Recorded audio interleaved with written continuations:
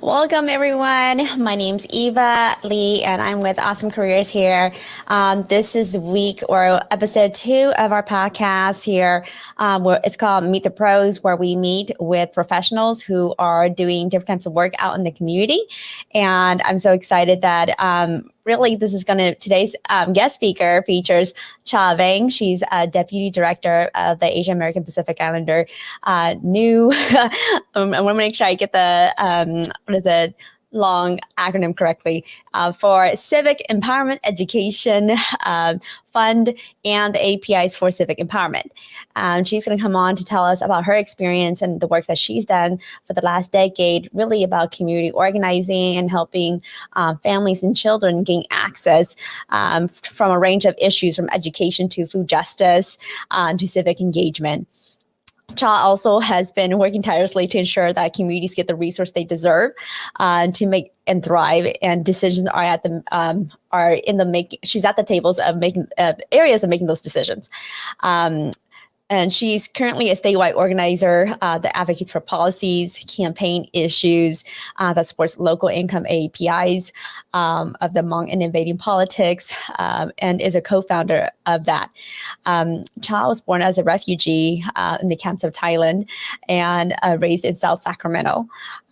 She serves as a board member of the Sacramento Metropolitan Lions Club and a member of the Council of the California State Fair's Culture Advisory Council. So Cha's been so busy. I'm very fortunate I was quickly able to snatch a little bit of her time, and she's going to be joining us to share with us about her experience, her education, her journey, the skills it takes to be successful, and if she has any tips and advice for us. So let's welcome Cha in right now. Hey, Cha. Hi. How are you doing? I'm good. How are you? Good. I thank you so much. I know you were so busy, and I was catching your feed. I was like, man, Cha's all over right now, man. She's lit. I need to quickly catch her while I still can. Otherwise, once the year starts, I don't think she's going to be too busy. So thank you so much for taking the time to connect with me and share with us about, what is it that you do, what's new, what's happening right now, so we can get a better idea of what's going on.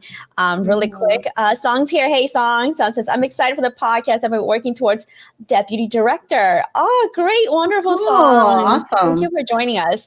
So really quick, we're going to jump right into it because I know we only have about an hour and I want to be mindful of your time as well. So, okay, let's get started. Cha, tell us about yourself. How did you get started in your role? Yeah, as you mentioned, so my family, I was born in a refugee camp, so my family came to Sacramento in the late 80s. And so, and I grew up in Sacramento, and so I went to Sac State, and I was those typical, like, college students who I worked full-time and went to school full-time, and I got done in 4 years, not realizing, like, there's more outside of, like, school. And so during college, during college, I got the opportunity to, like, really work with nonprofits. And so that my passion for, like, community work and community, like, advocacy, and also, like, really just building our folks to be, like, engaged, and also to fight for the things that they want or they need, right, and they deserve. And so that's me in a nutshell. But, like, I've been here. So I grew up in Sacramento. I've never really left Sacramento. I'm one of those kids who didn't go off to college somewhere far, right? So, like, my journey was a little different. A lot of, like, activists who grew up in Sacramento and come back to Sacramento, or grew up in Sacramento, are usually folks who go off to college, and I really learned how to organize outside at their colleges. For me, it was a whole different story. I learned organizing and community work during college, but not on campus. Outside, it was in the communities, right? And so that's really about me. I think. As you said, I am the Deputy Director for AAPIs for Civic Empowerment Education Fund and AAPIs for Civic Empowerment. So they're two different organizations. They're two organizations, but in one, which one is a C3 and C4. One is a C4 nonprofit. So one is a political nonprofit, and one is a community nonprofit. Okay, so that's right, touches right there. So really quickly before we jump any further, what did you study in college? Just to give us an idea. What was the major? I went to Sac State. So and I went to Sac State as a business major. First year, I was like, oh no, I do not want to be a business major. And so I undeclared, and then I took a sociology class. So I wanted to be a counselor. And I took a sociology class and fell in love with the major. And so I ended up majoring in sociology. And the hardest part about majoring in sociology was like, everybody asks you, what are you going to be when you're done with college, right? Are you going to be a social worker? I'm like, no, I wanted to be a social worker. I could have taken social work, right? But they're so broad. But I was a sociology major. Yeah. Okay. So as a deputy director, and you mentioned just now earlier, like there's two areas, right? One's for more political campaign, is that right? And then one's more for like nonprofit. Is it education or? Yeah, it's not education, but it's the education piece, which is like we have more restrictions in terms of how much like political activities we can do. But the education fund part of it is the C3 part, where there's some limitations of how much we political activities and partisan work we can do. But that part is the area where we're like building, working with communities on the ground. Both of them were working with communities, but in this part, it's about like educating like community members about how to be politically involved. The C3, the C4 arm, which is API for civic empowerment, just civic empowerment, and we go by API Force, AAPI Force. Okay. Yeah, if you put it all together, it's force, right? And so that one, the C4 arm, is where we are able to push on issues, like particular issues that we can take a stance on policies, on initiatives, on candidates, but we can't coordinate with them, but we can take positions, right? And we can really like push a agenda in terms of how we want, how to educate our communities about what we hope to get. But the C3 arm is where we are more about educating our communities about like what's going on. Yeah. Okay. Good. Yeah. So as deputy director, what's your role? What do you do? Yeah. So I am, multiple things, but really to also support our executive director in terms of coalition building. So we are a statewide organization. And so we build coalitions across not just Asian Americans, but other Black, Indigenous, people of color, organizations and coalitions across California. And so I work with him to make sure that we're a part of those conversations, and we're also pushing the API agenda in those spaces, right? When we're in these big coalition spaces, we're also the only Asian American organizations in there. And so for us to really push what our communities need, and be able to like insert like some issues that impact our communities, and then also the policy piece, right? Really defining what policies we are working, and like really presenting it back to our steering committee organizations to say, are these the issues and the policies that your organizations and your communities are also like concerned about, right? Yeah. And so I really just to really support our executive director, and also building infrastructure for our organization. Yeah. So what would you say, like the three major skill set that you have to be successful in your role? What would you like if you just had to say right off your back? Again, these are the three skills you will probably use, or you do use every day in this role. I would say networking, like ability to network, ability to communicate. Really like you do a lot of talking and a lot of like corresponding back and forth around like making decisions, and then the ability to make a decision, right? And be very clear about why you make those decisions. So like you can't like to say, if somebody gives you like a question, you can't be like, you can, I think you can mull around like trying to think about like the answers, but you should also come up with like be able to make the decisions to like really move the work forward. Yeah. Great. So next question, how would you describe to your parents, right? Or how would your parents or your friends and family describe what you do for a living, right? If they say, hey, Cha does this, what is Cha doing? It's like, this is like the worst question because it is like this career path is like the worst to explain to our parents, right? So when, earlier you mentioned that I'm one of the co-founders of HIP, Hmong Innovating Politics. And I was also their founding executive director, and I transitioned from that role to this role on a statewide organization. But before I started getting paid to do this work, my mom explains it that I'm working I'm working for our community for free, like kind of being like their slave. And I was like, that's not exactly what I'm doing, right?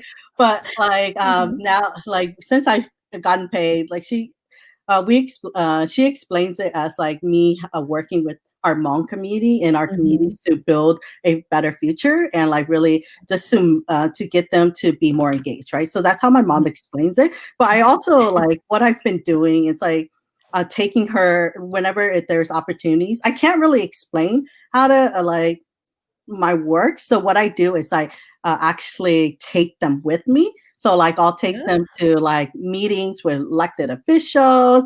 This is how we, or like if we're having events, you take them just to kind of see what we do, right? And so that's how she came up with that.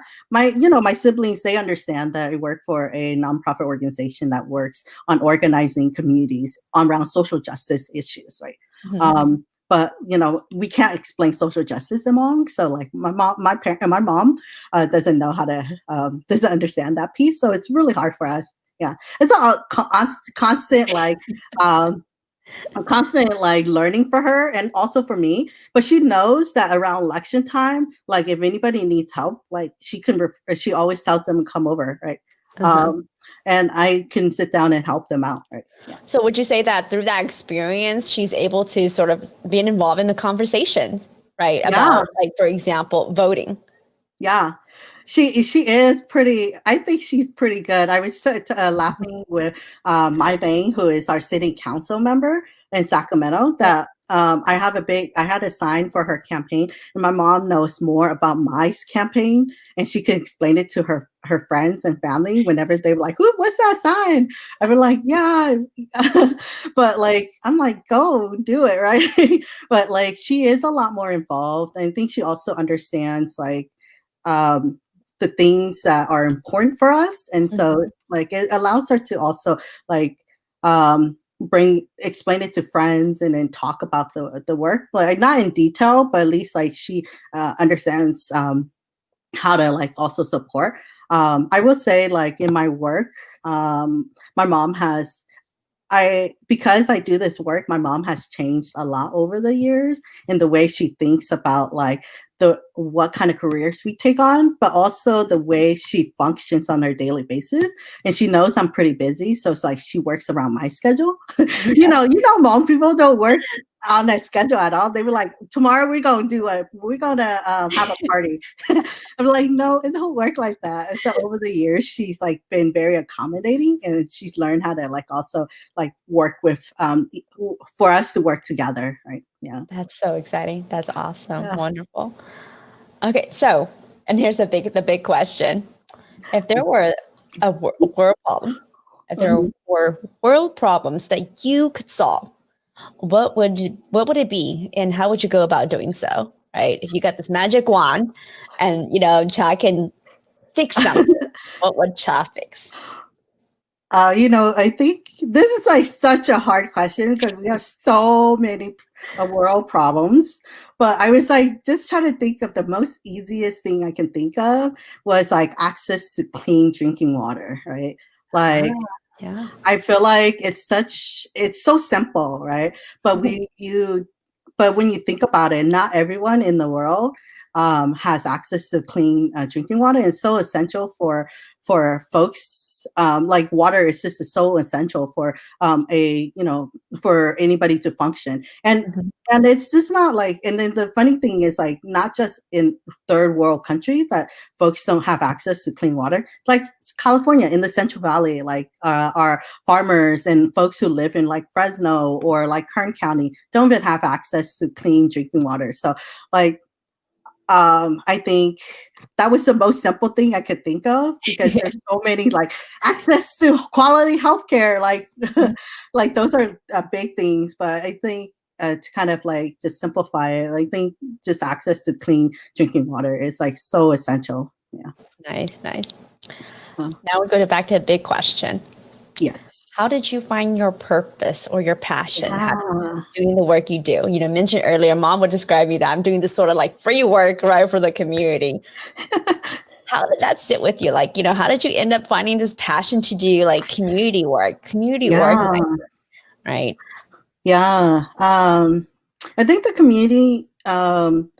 community work started in college. I took as a sociology major, there's a field, like a semester you can do a field program.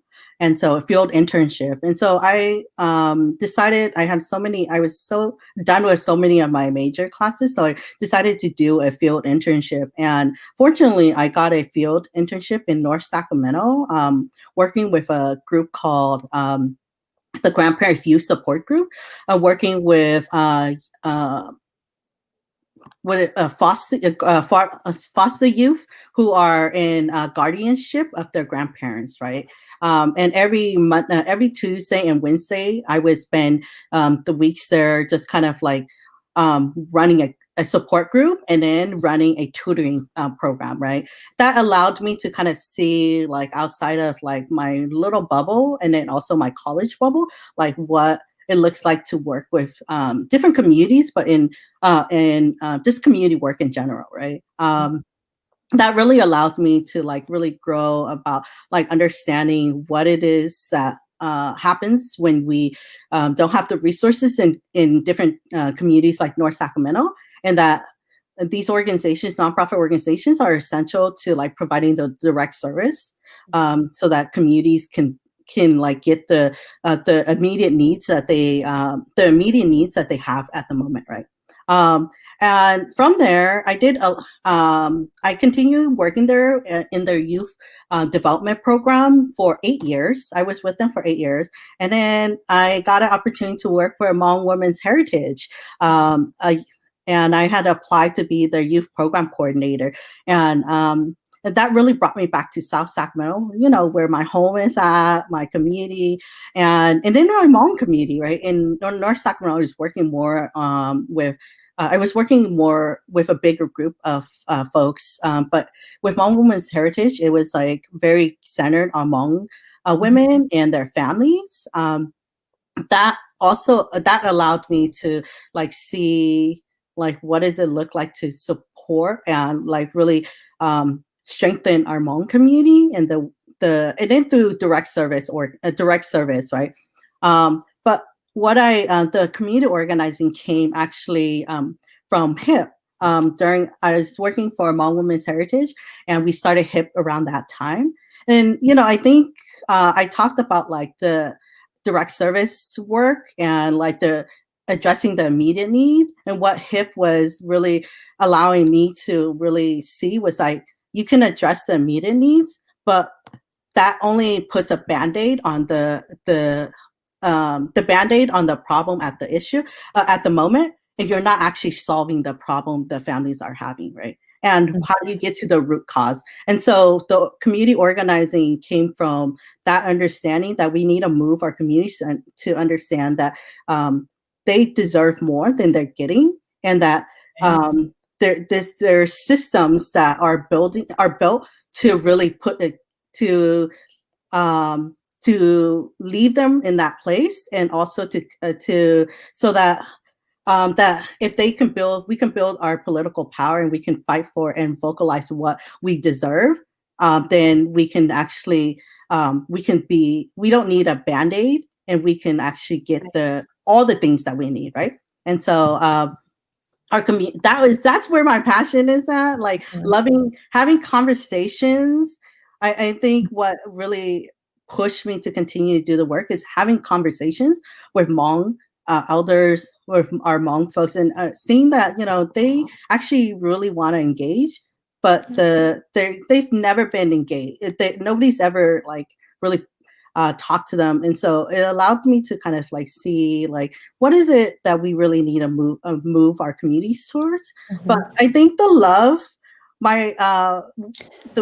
my passion for this work is really the love for our community and a love for like, and then also this vision of like a brighter future for our kids, our families, and that we can get there, right? We can definitely get there. We can move together. Yeah. Wow, that's wonderful. Thank you for that. So the next part, and I know you alluded to earlier, right? How would you say you built those skills, those early skills that you mentioned, like networking, communication, right? That you use in your role. How did you build them? How did you know I'm just going to go start to talk to a bunch of strangers? I'm just going to be bold and go network with people who I never met, who I don't know. Where does that come from? How did you develop that skill? So I don't think it doesn't seem like it, but I'm actually an introvert. But I do not like talk. I tend to like be very quiet, but I think I've really just pushed myself to like get to be very genuine in terms of like getting to know people. Like I didn't actually, the networking skills was more of like you seem like somebody I'm interested in like getting to know. I'm genuinely like wanting to build a relationship with you. And then that was like the beginning, and we talk, and then I do a lot of listening. So like the way I network is I listen. And then when I catch something that like I can connect to, then I'm like, oh, okay, then and then I'll move it that way. But like I'm a listener. And so I'll listen and then I'll have the conversation. But over time, I've learned to like really say, it's good that I want to build relationships with these people, but I also have to be very intentional about what kind of relationships. So over time, it's like networking with a purpose. Like you're networking, you're talking to people, but if like I'm actually building my network, but it's a lot of like just stepping out of your shell and like saying and like shaking people's hand, like jumping into conversations, and like at the end of the day, Eva, I'm telling you, by the time I come home, I'm like, I don't want to talk to anybody. I've done it. And so like it's okay. Like you could spend all your energy networking and then come home and be like a what is it call it a hermit, where you're just like, I don't want to talk to anybody anymore, and that's how I am. Yeah. But like the skills is like necessary for like any. I think it's not just for my type of career, but I think for any career, like the networking and the conversational and also the listening skills is so key to like really building your resume and building like what is the next steps to your career, right? Yeah. Great. Awesome. Yeah. So really quick. Mal's here with us. She says, hi, Cha. She says she did lose audio for a little bit. She can't hear you anymore. Hopefully, Mal, you're able to refresh it. You can also watch on YouTube as well. Any of the links will be good. YouTube actually does the 1080 HD. That's why. So I recommend that. Okay, so let's jump another one. What do you love? And I know you talked about your passion earlier, but what would you think you love like about your job? Yeah. What type of freedom does it give you? What is it? What's this part where you wake up in the morning, you're like, I love going to work. This is the reason why I'm going. I love my job. What is that aspect? So I would say there is a lot of flexibility in the job. But I will also say we work long hours. That's why there's flexibilities. But what I love is that I think the thing I love about my job, my career is the people that I get to work with, not just my organization, but actually the folks who are in the social justice movement. Like they are some of the most most brilliant, most like genuine, also the most loving people that you'll ever meet. And they're so selfless that they spend so much time just like really building their communities, and then also fighting like systems that uh, are like continuing to oppress communities, and they do this while they're like struggling, right? And then so that's what I love the most about like working in this work.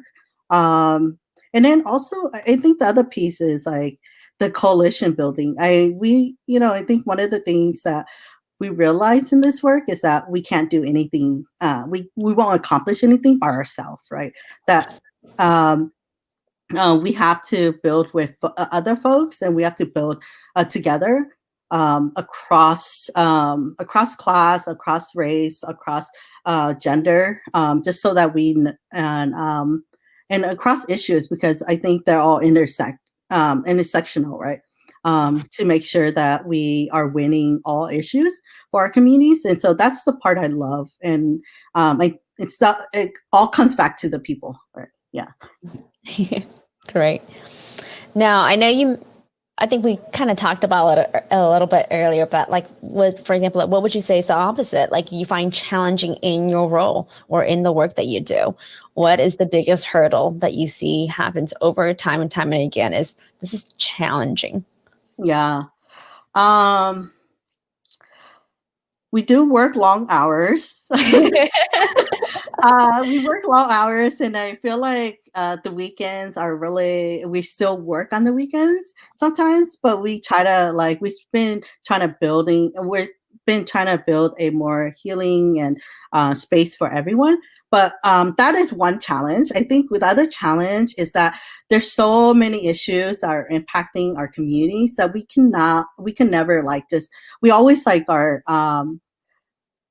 forced to like pick a few issues to like build towards a brighter future. So it's like, okay, all these pressing things, and we always want to win we want to win. And so it's always hard for us to like really decide what issues we work on.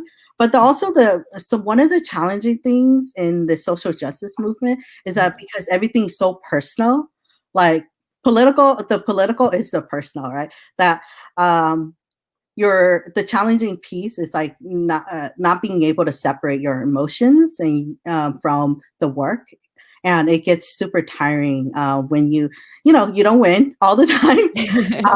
And so when you do lose, it is pretty hard on morals, also on folks, right? And so that is always a challenging piece around like the social justice work, and just also working organizations like HIP, I'll say HIP and the API Force, right? Yeah. Thank you. And I hear you. It's sort of like this ongoing battle. You win some, you lose some, you win some, you lose some. So it's ongoing constantly. Yeah.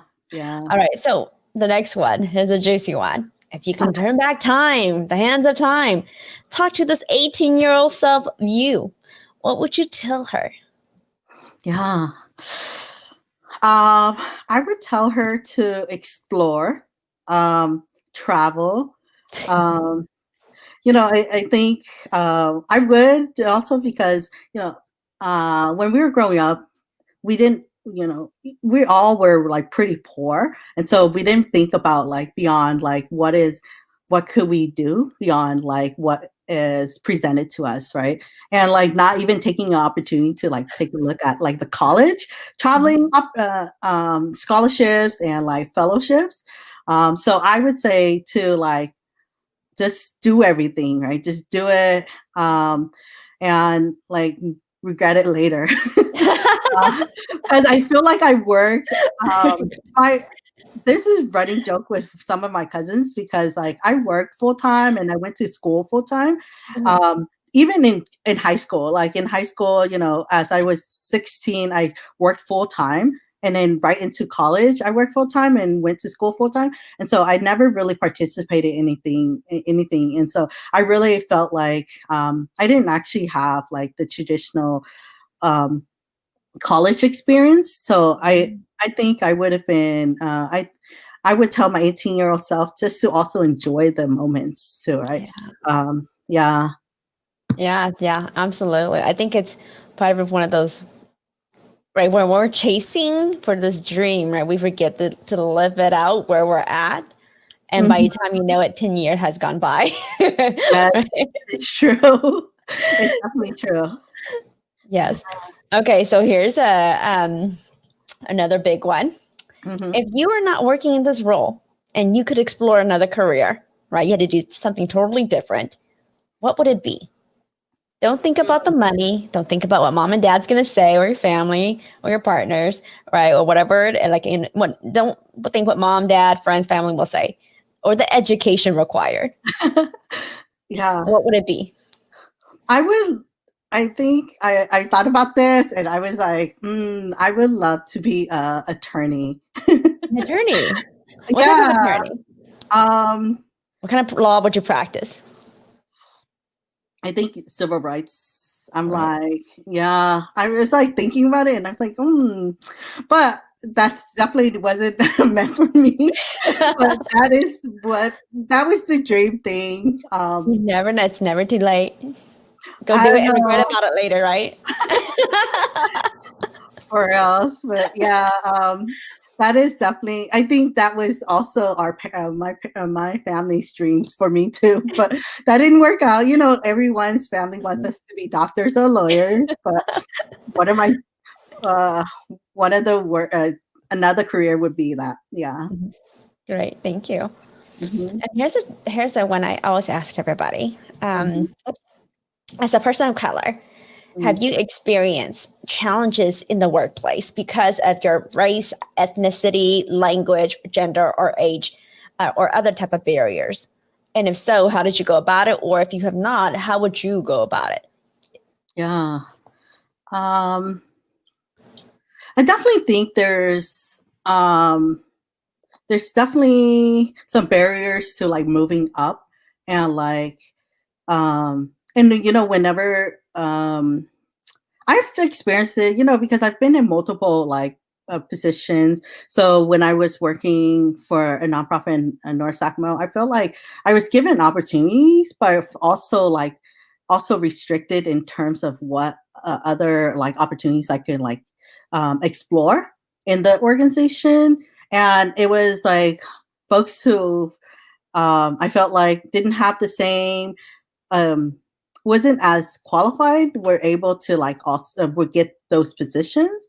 And then, you know, before I joined HIP, I was working for a charter school, which, you know, it was a really great learning opportunity, but I felt like my skill, I would always contribute so much and I would never get the acknowledgement I deserved.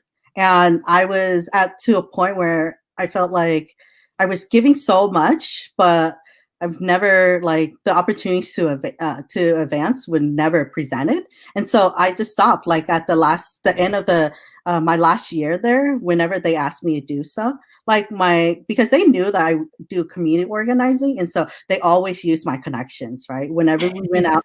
We had festivals, we have events. They'd be like, can you invite this assembly member? Can you invite the senator? And I would be able to do it.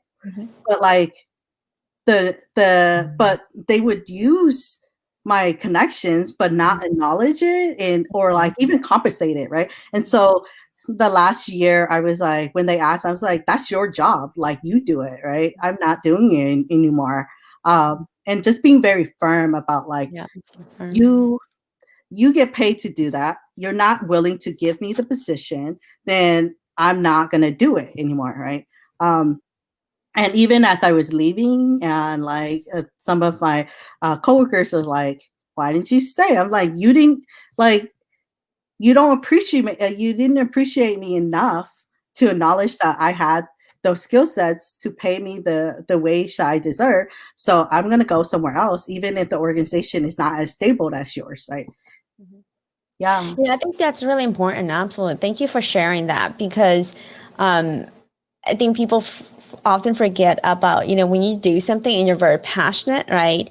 And you give your, like, you give it your all, right? You're giving, like, you're the one going behind the scenes, making all those, like, things happen and not Mhm. being acknowledged, right? Or not promoting your, like, again, giving you the promotion or not giving you the opportunity for that, right? It's very disheartening, very discouraging, right, in the workplace. Yeah. And I think you really nailed it down. Now, my follow-up question would be, was it because of, again, is it like your gender? Was it because, again, it's, like you were saying, like, I'm already part of the community. They know that I do this. And it's just like, it was just more convenient for them to ask me to do it without having to propose it as like, this is your responsibility in your job.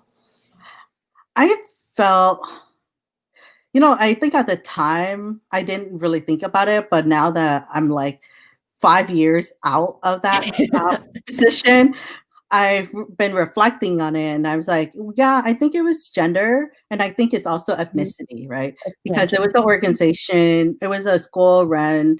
Um, I'm gonna be, this is hella public, but I felt like the person who had the position who didn't do anything, but he was a male and they were, you know, the relationships were there, but like, I think, yeah, gender played a big role. Race and race that I definitely think played a some ways. I think it played a role, but I don't think anybody's ever gonna admit that race was played a big role. Right. Right. And thank you so much, Chad, for sharing that. Absolutely. I think that's probably one of the workplace issues, right? When you come across, like, folks in leadership who are in a different position, right? How do you collaborate and how can you encourage? And I think the other piece is also you're saying, like, 1 year I did it to support them. I want to show them that I'm dedicated. The following year, I'm not going to do all the magic wand and do everything for them. That's their job, their responsibility, and they can do it. And also standing firm. I think you really nailed it. Standing firm where you're at and be willing to say, I know what I'm worth, right?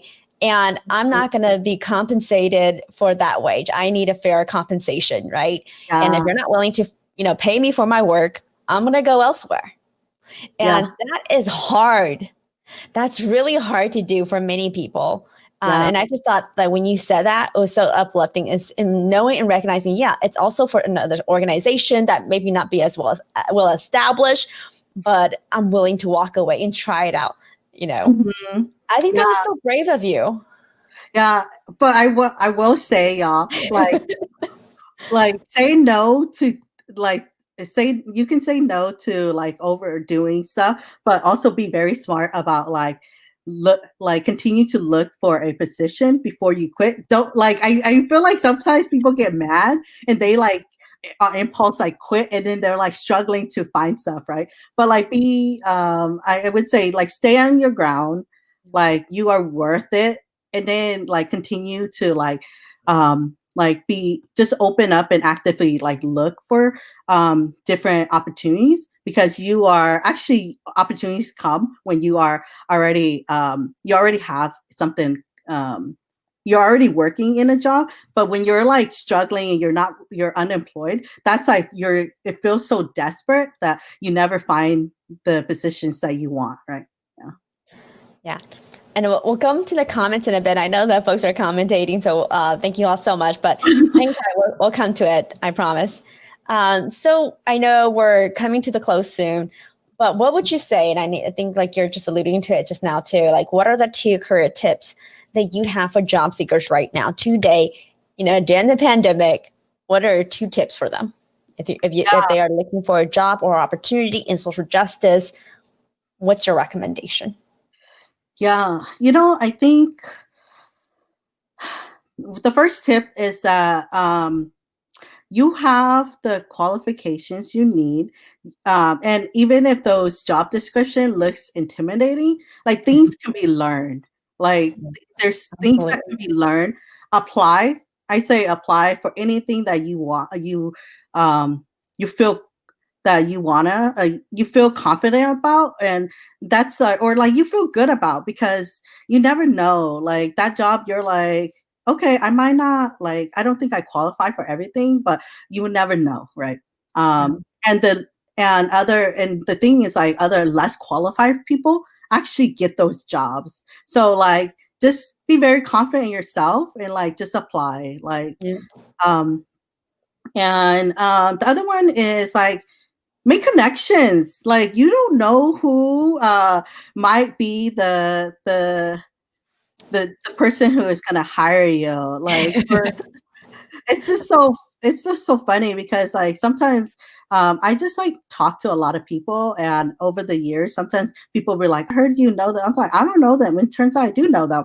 um, and they'd be like, for example, I was just joking with one of our former like outreach specialists, and he was applying for a position, and he was like, I heard you were friends with everybody in the organization. I was like, I don't know anybody in that organization that you applied to. And he's like, okay. And then I asked, and turned out I do know people. And so, he's currently working there, right? But like, get to know, like, like, get to know people, because you never know who's gonna be able to like provide you with the recommendations, right? Yeah, Yeah, it's a small world, right, Cha? it is. It's definitely, and it's even a smaller world in the social justice movement. Like, there's so few of us that like we definitely like everybody knows everybody. Yeah. Great. Okay, so let's go to some questions from the audience really quick. So what is it? Mel asked, can I ask what was her group's big win, right? When we're talking about like, different organizations where you're advocating, you lose some, you win some. What will be one of the examples of a big win for one of your one of the groups that you did work with? Yeah. So I think we call this a win and a loss, but like HIP organized some school closures. We were recruited to help organize the parents to help keep the Hmong schools open, and the Hmong schools stayed open, but unfortunately, some of the other schools that are on that list didn't or were closed. But we saw that as a win, because from there we were able to build relationships with the school district. We have a really strong relationship with the school district. We have parents who are like longtime friends, and then and then we also established our like some skill sets. I'm really great skill sets for each individually, but also as an organization, and visibility, right? Like that was ability to like really move the organization to a place where we were not just angry organizers, but actually an organization that is there for a long term. The other big win was this year. We were able to collect the most, like as a community organization community organizations across the state. We were able to collect signatures to put initiative on a ballot, and we collected the most signatures. That was 1.7 million, a million voters to put a ballot, and this is all community led, right? Unfortunately, the ballot lost in the November election by like a couple percent, like literally a couple percent. But this is like building on like, but this was a milestone, because like we only lost by 2%, right? And so that was like such a big win for us. But that is an opportunity for us to continue to do this work. Yeah. That's good. Yeah, like I said, celebrate even the smallest wins, right? That's still like whether it's growing new relationship networks, access. And I think that was powerful, like building those relationships with like the school districts. That means like you're at the table, getting a seat at the table, that means they're invested and they want to hear from you. Absolutely. Yeah. What is it? Mel asked one more time, did you ever ask for a promotion? Yes, I did. I was like, I asked for promotions, but it just never like materialized, right? um, even at a higher level, at the district level, it just never happened. And so I don't know, it's a lack of like positions or just like something that they just didn't want to do, but it never it never like it wasn't like a conversation that anybody ever wanted to attain to like continue to have. And so that's why when I left, they're like, why are you leaving a $1 million organizations for like this $100,000 organization? I was like, um, and they're like, "Well, you could have worked on this position." And I was like, "That's not the position I wanted. Like, that's not a promotion. And that's not the position I wanted. So, like, you didn't give me what I want. So now I'm leaving, and um, you know, that's it, right? It's Yeah. I'm okay, and we will build this $100,000 organization, right? And we were able to, right? Um, and like I still love like I still have a lot to love for the school and like some of the staff, but like also being very honest about what I wanted, right? Yeah. And I think that's great. Absolutely. Like when do you ask? And if so, what happens when they do meet your demands, like they're able to make it. And if they don't, are you okay with that? Does that sit with you? Right? What's your next step? And that's always been, I think, one of the difficult conversations to have with yourself is like, okay, you ask, or even for some people, they never ask in their whole lifetime. And Yeah. so, which I would challenge it. I always challenge everyone, ask, because what's the worst that they'll say at this point, right? Yeah. No, right? And so absolutely. In a few days, I'm going to do a workshop really about how to negotiate your salary. That includes promotions too. So stick around for that one in the next couple of days. It's a great question right there. Julia's tuning in from Fresno. Hi, Julia. Thank you for joining us tonight. Mel says one more time, loved your heart for social justice. I'm an advocate to, definitely volunteered first. Yes. Okay, another question Mel wants to know was, what moves your heart? Are you doing something about it? What moves my heart? I don't know. Wow. That's a deep question. Um, I think what moves my heart is like I see our young whenever. So I'm so like community focused. That's why I was like I can't think outside of in that. But like what moves my heart is when I see our young people and our elders like actually like have really like great conversations, and they are like enjoying time together. And so like what I try to do, and I think to also encourage our young people to like um, be to spend time with like older folks, and just also make opportunities to like join and have conversations without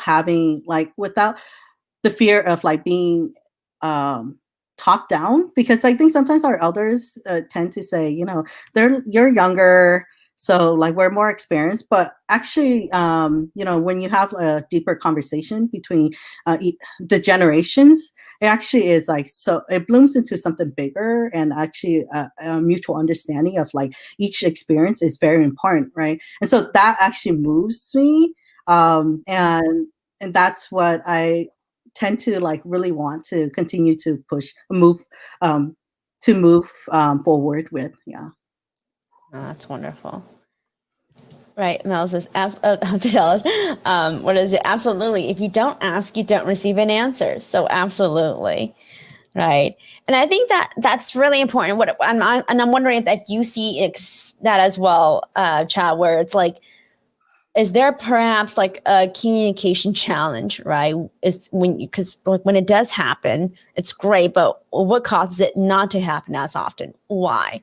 And I'm wondering if perhaps it's like there's just language barrier because they're Yeah. totally two generations apart, right? I mean, they have different life experiences, and what they think of the world as is very different. Yeah. definitely language, but I think the key piece around it is like, have you even tried, right? Um, Mhm. and a lot of the times there's this fear of like, oh, they're gonna judge me for my lack of like knowing Hmong, like speaking Hmong. And most of the time, I think I feel like the elders are like more understanding than we give them credit for. So like, but if you actually are not like engaging and you're not continuing to have these conversations, how do you continue? How do you even build your Hmong language, right? But at the same time, like our elders also appreciate just having those conversations, um, and they see value in like our young people spending, putting their time into like actually having, um, communicating with them, and also even trying, right? Um, Yeah. and we always like it's like, oh yeah, my mom isn't very good, but like our elders is like it's actually not pretty good, and you're trying, so that's a lot. That's appreciated, right? Yeah, absolutely. No, that's in really quick. Older people want to lecture us all the time. So I cannot talk to them. But being older now, I listen and ask questions. Yeah, Yeah. it's true. Yeah. It's definitely a lot of listening, a lot of questions. And then after, I think once you listen and you also ask questions, that allows you to allows you to have opportunity to actually talk about stuff, right? And then Mhm. they'll listen. So it's a conversation back and forth, and listening opportunity for both. Yeah. Yeah. Yeah, and really quick, I'm learning so much more because they're so wise and have lots of life experience. We need to ask more so we can get their wisdom into our lives. Absolutely. I Yeah. think about it too, and it's very similar to your experience. I came to this country, right, as a refugee baby. I don't think a lot of people know that. I Mhm. don't share very often. I think it's because people don't ask me that. So I never get to share it. But yes, I too was born in a Thailand refugee camp as a baby. My parents brought me here. And I think about it now, I'm like, wow, if it was today's time, and I had Mhm. to, if I were my parents, I had to navigate a whole entire country by myself, right? Like without your friends, your families, without your networks, you don't know the language, and you have an infant with you. How Yeah. scary is that, right? And I Yeah. think about it, I'm like, I can't believe my parents did it. I can't believe my grandparents did it. Like our Hmm. community did it. And they're so resilient. And they're so brave, right, to leave everything that they know of their home country, behind, and be willing to sort of like go on this thing and an idea of go to this new world and start a new life. How Yeah. bold and how brave were they, right? And I'm like, I don't know if I'm that gutsy, to be honest. I'm like, I don't know Yeah. if I'm gutsy as they are. And they're just so amazing. And I'm so like, it's like what Mel said, as I'm getting older now and I'm learning more, and I'm just like, oh my God, they're so our elders are so amazing people. They're like the greatest warriors. They're like, badass, oops, right? Uh-huh. People who really charge forth, and they actually uphold, if you know the history, they were social justice advocates. Yeah. They They were. they had that as part of their values. And so I Hmm. think when you mentioned that first part of the story of like, like, well, how did your mom describe it, right? Yeah. In today's term, it kind of felt like, yeah, free work, right? But if you Yeah. look at the value of it, it's actually a value that the Hmong community was holding near and dear for a very long time, was Yeah. advocating for the community needs. And so I just thought that, wow, what a blend of that history coming kind of like in a 360, but it just in Yeah. a today's time version. No, I agree. Yeah. Definitely. Yeah. Yeah, so absolutely. And I know we're winding down to the last few minutes. Oh my gosh, 1 hour goes by so fast. It does. I It feel like we does. just started.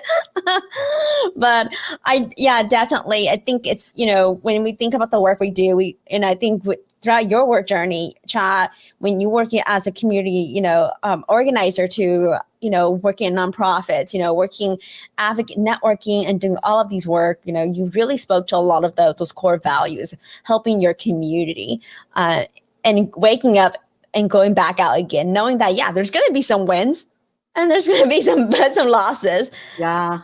that's to me, it's like, oh, it's just ringing the alarm of like, that's courage, that's being bold, that's being brave, right? And I just thought that was so fantastic. And I don't think people give it enough credit. Or like you're saying, like it's not this like blazing glory kind of job where it's like, hey, I'm going to go to my job and, I get to pick flowers, right? Or I get to do this. You're like, no, I'm going to go and meet with people. I'm going to talk to them. I'm going to build this relationship, whether or not I just met them or I have no idea who they are. Yeah. Yes, definitely. And I would say, like, anybody who's interested in like doing this work, like just the first thing you can do is like just volunteer for like a social justice organization. Like I as earlier we were saying, I just returned from Georgia and helping like canvass Asian American voters in Georgia to turn out to make sure that we win the Senate seats flip.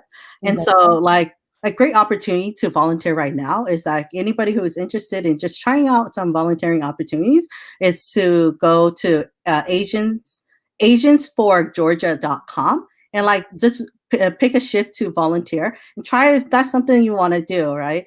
And understanding why we do this work. And then, I think also check out for young people, there's actually a fellowship next summer with seedingchange.org. And you get placed in social justice organizations across the nation and like really learn from them hands-on, right? It is I think most of them are paid, but some of them might depend on where you're located. And so those are like different like opportunities to kind of really see if this is where you want to go. But, I also encourage you all to check out AAPIs for civic empowerment, AAPI force, -ef.org to check out our organization's website and then like really learn about what we do, because we actually are an alliance of organizations, so organizations across the state. Yeah, that's wonderful, Cha. How would people connect with you if they want to learn more? Where's the place where they can connect with you? They can actually email me, and my email is cvang094@gmail.com, or they can connect with me on Facebook, and you can look me up just exactly Cha Vang. Okay, I don't know. I put it in chat, so hopefully I got it right. cvang094@gmail.com. Yep. And then Cha, really quick, last comments coming in here, really quick. Mel says, Cha is just a future builder, sowing seeds now into the future. You are so awesome because what you do matters. So thank you. Well, yes, absolutely. Like 100 times agree. Absolutely. And thank you so much, Cha. We're coming down here to the last minute, but thank you all so much for joining me in chat today. We learned a great deal about Cha's work as a deputy director, her lifelong work in community organizing, the work that she does about advancing APIs, being a social justice leader, and really about the skills and experience needed to be successful and just giving it a try, right? So if you are interested in the work that she's doing and how to connect with her, it's in chat. That's her email, or you can find her on LinkedIn as well. And, absolutely, if you're interested, again, now is the time. If you're thinking about building new skills, new experiences, right? Try it out, see if you like it. And if you don't, it's okay. You can regret it later, but I think that it's in a good place, in a good value there about, the work that's being done right now for the future. So again, thank you so much, Cha, for joining. I really appreciate it. You're wonderful, and I'm so excited to see more that's going to come out for, year 2021 and the amazing work you're going to continue to do for our community here. Thank you for having me. Thank you. All right, folks. So that's it for today. Thank you so much. And tomorrow I'll be doing another workshop about how to interview. So again, walking through the steps of what to do before, during, and after the interview. So if you're interested, swing by tomorrow morning, 10 a.m. and I'll catch you guys then. Until then, take care and I'll see you. So thank you all so much.